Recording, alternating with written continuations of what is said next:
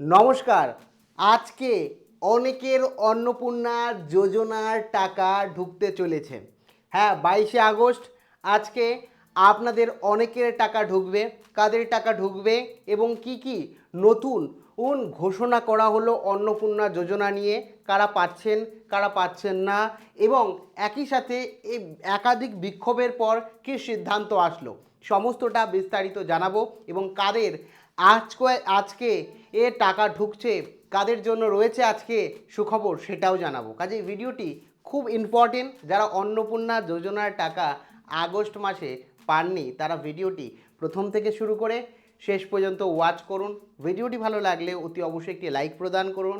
আমাদের পরিবারের সদস্য না হয়ে থাকলে এই যে কালো কালারের যে সাবস্ক্রাইব বাটন রয়েছে, সাবস্ক্রাইব বাটনে ক্লিক করে পাশের বেল আইকনে ক্লিক করে অল নোটিফিকেশানে ক্লিক করে রাখুন, যাতে সমস্ত তথ্য সম্পূর্ণ বিনামূল্যে আপনারা পেয়ে যেতে পারেন। আর বলে রাখি, সাবস্ক্রাইব করতেও কোনো রকম টাকা লাগে না। কাজেই অবশ্যই ওই সাবস্ক্রাইব করে বেল আইকনে ক্লিক করে অল নোটিফিকেশানে ক্লিক করে রাখুন, আমাদের পরিবারের সদস্য হয়ে উঠুন। দেখুন, সবার প্রথমেই বলে রাখি, অন্নপূর্ণা ভাণ্ডার নিয়ে কিন্তু এই মুহূর্তে স্ট্যাটাস এবং ক্লেমের কথা তো বলাই হচ্ছে। একই সাথে টাকা না ঢুকলে কি করবেন এই মানে বিক্ষোভের পর, সেটাও বলবো। সাথে আজকে 22 তারিখ কাদের ব্যাংক অ্যাকাউন্টে টাকা ঢুকতে চলেছে সেটাও জানাবো একে একে। প্রথমেই বলে রাখি, সরকার কিন্তু টাকা অলরেডি দিয়েছে। 1,45,00,000 সুবিধাভোগীর ফান্ড রিলিজ করেছে। 17 থেকে 20 আগস্ট, আপনারা প্রত্যেকেই জানেন 17 থেকে 20 আগস্ট সরকার দিয়ে দিচ্ছে টাকা, কিন্তু অনেকের টাকা এখনও ঢোকেনি। তাদের মধ্যে বহু মানুষ আজকে টাকা পেতে চলেছে। তো এই ক্ষেত্রে বলে রাখি, সবথেকে বড় হচ্ছে আপনাদের দেরির কারণ হচ্ছে ব্যাংকিং সার্ভার প্রসেসিং এবং ডিবিডি গেটওয়ে ক্লিয়ারেন্স চলছে। অনেকের ক্ষেত্রে ডিবিডির ক্লিয়ারেন্স নেই, কোনো রকম সমস্যা হয়েছে সার্ভারের, সেক্ষেত্রে হয়তো ঢোকার কথা ছিল 17 থেকে 20 তারিখের মধ্যে, কিন্তু সেই টাকাটা ঢোকেনি। অনেকেই এরকম রয়েছেন যে কালকে কিন্তু 21 তারিখে অনেকে কিন্তু টাকা পেয়েছেন, আজকে 22 তারিখে কিন্তু অনেকে টাকা পেতে চলেছেন। এবং যারা টাকা পাননি তারা কি করবেন সেটাই আসছি। তার আগে বলে রাখি, আপনার যে ব্যাংক অ্যাকাউন্ট আছে সরাসরি কিন্তু সরকার পাঠিয়ে দিয়েছে, কিন্তু কোনো কারণে ব্যাংকিং ফেলিওর দেখাচ্ছে, ইরর 1 ইরর 2, সেক্ষেত্রে তাদের বা যাদের অ্যাপ্রুভ হয়ে গেছে মানে তাদের ব্যাংক অ্যাকাউন্টে কিন্তু ঢুকবে। আজকে 22শে আগস্ট, এই দিনে সরকার নতুন করে কোনো ফান্ড রিলিজ করেনি, এটাই বাস্তব। ফান্ড কোনো রিলিজ করেনি। 22 বা তারপরে টাকা ঢোকা মূলত আগেই ফান্ড সার্ভার ক্লিয়ারেন্সের জন্য আজকে কিন্তু টাকা ঢুকেছে। নিটফল, আগস্ট মাসে নতুন করে আর কোনো টাকা ছাড়া হচ্ছে না।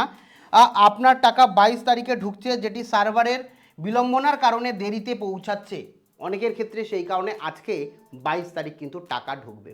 হ্যাঁ বন্ধুরা, তোমরা যারা রীতিমতো অন্নপূর্ণা যোজনায় আবেদন করেছিলে জুলাই মাসের আগে এবং অ্যাপ্রুভ হয়ে গেছে, তাদের কিন্তু টাকা আজকে ঢুকবে, যাদের ঢোকেনি।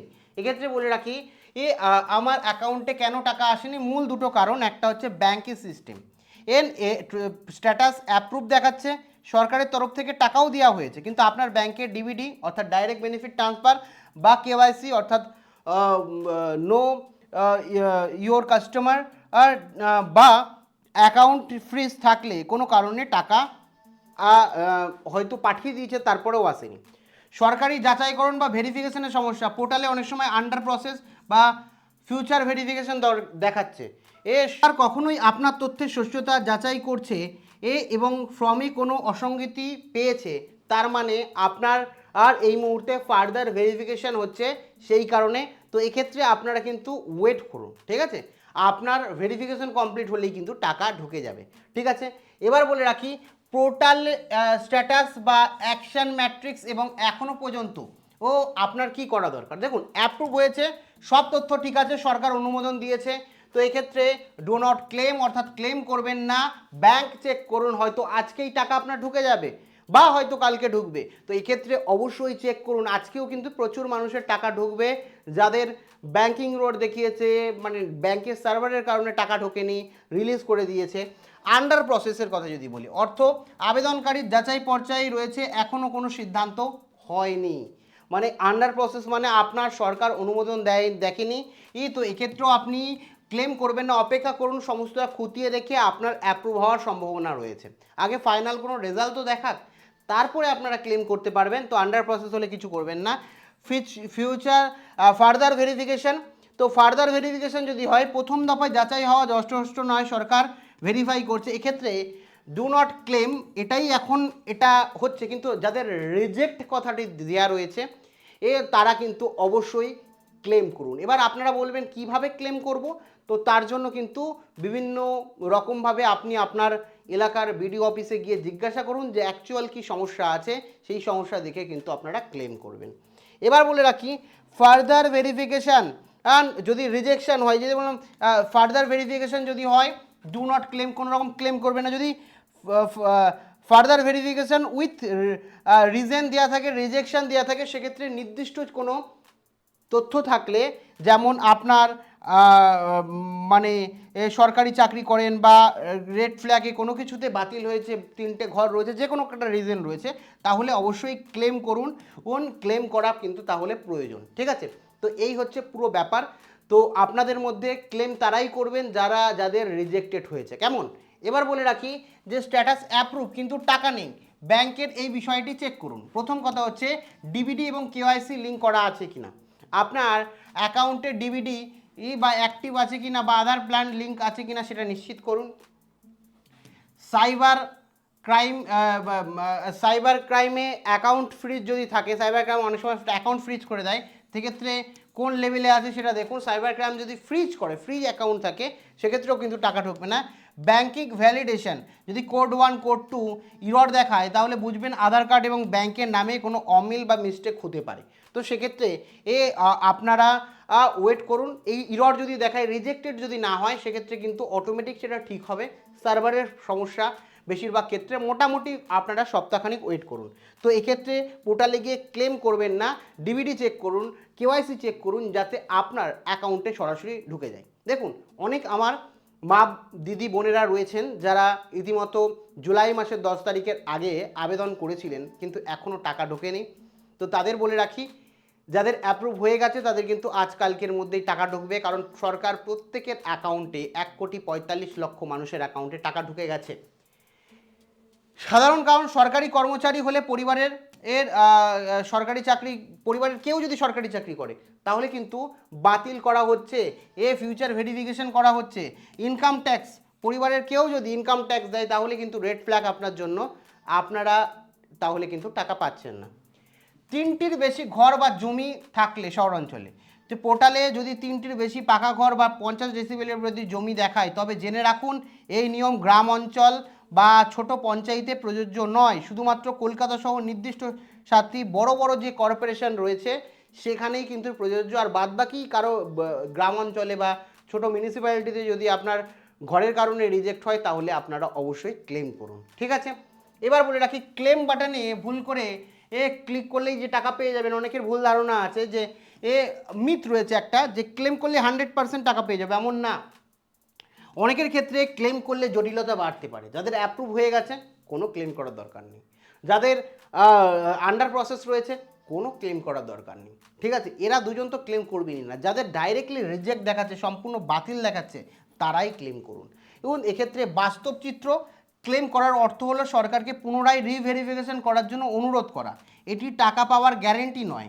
সরকার নতুন তথ্যের ওপর ভিত্তি করে আবার ভেরিফাই করবে, প্রকৃত যোগ্য হলে তাহলেই অ্যাপ্রুভ পাবেন।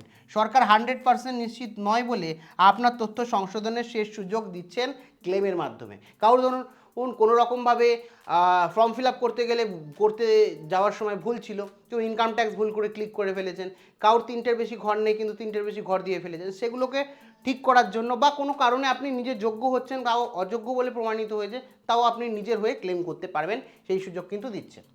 কাদের আসলেই ক্লেম করা উচিত, সঠিক কেসেস যদি বলি, ভুলবশত ট্যাক্সের ঘরে ইএস চলে গেছে, ইনকাম ট্যাক্সে ইএস দিয়েছেন, সেক্ষেত্রে ক্লেম করা উচিত।